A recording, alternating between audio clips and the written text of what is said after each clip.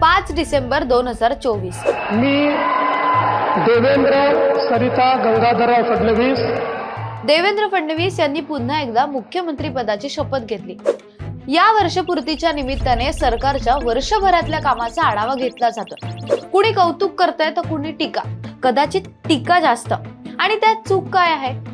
ज्या राज्यात सिंचन घोटाळा, पीक विमा घोटाळा, बोगस नोकर भरती घोटाळा, परागोटीचा भ्रष्टाचार होत असेल, तिथे तो दूर करण्यासाठी कुणी झटलं, काही कठोर पावलं उचलली तर टीका तर होणारच आहे.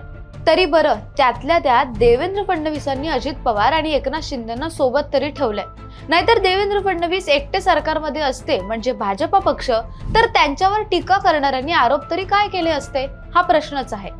क्लीन इमेज, भ्रष्टाचाराचे कर्दनकाळ, विकास पुरुष, आदर्श मुख्यमंत्री ही बिरुदं देवेंद्र फडणवीसांना लावता येतील?